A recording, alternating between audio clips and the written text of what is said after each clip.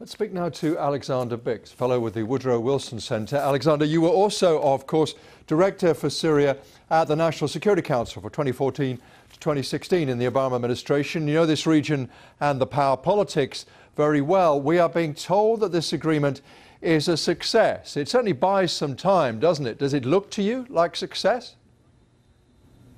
Thanks, Mike. It's a pleasure to be with you. I think, what strikes me most about this deal is, in effect, the United States has endorsed the annexation by a neighboring state of a substantial piece of Syrian territory.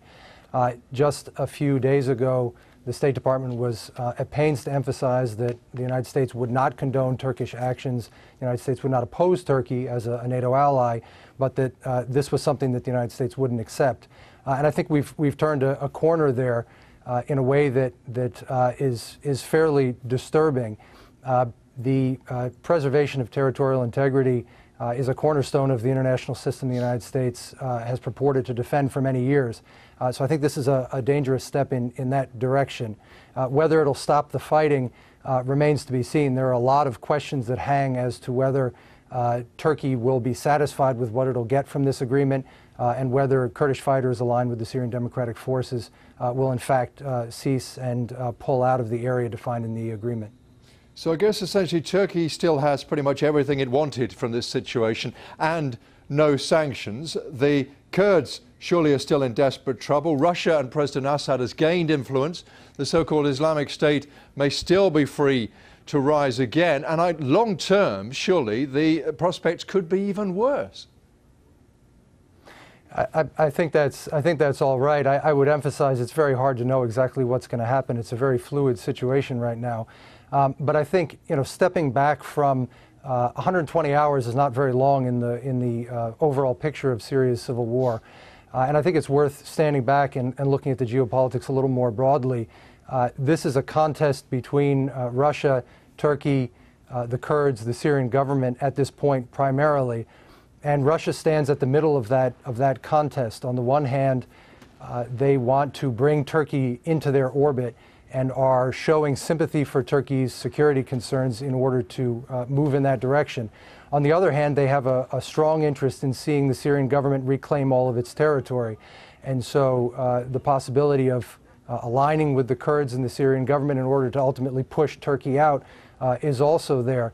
And I think what's remarkable in a way is that the United States, although we're playing in effect handmaiden to the removal of the Kurds from some of the areas that they've captured over the last 4 years, the United States is not likely to be a major player in that saga going forward.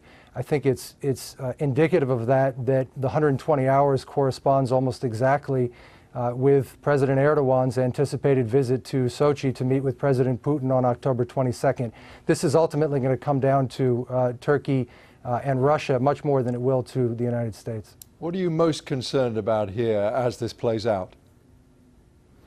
I think, well, I've said already, I think the precedent that's set by the United States condoning the annexation of territory is a dangerous one. But I'm also very concerned about the designation of this area as a quote-unquote safe zone.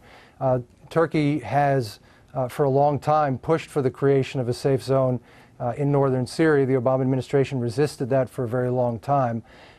This agreement, among other things, absorbs that language and reproduces it. And I think it's a real question whether an area which is captured by proxy forces aligned with Turkey, but Syrian proxies, where there are likely to be continuing attacks on both sides, is going to be a safe place for people to go. And I think the use of that language encourages a kind of complacency about Syrians being encouraged to go back there and to believe that they'll be safe if they do. So I think that's something we're going to have to watch very, very closely.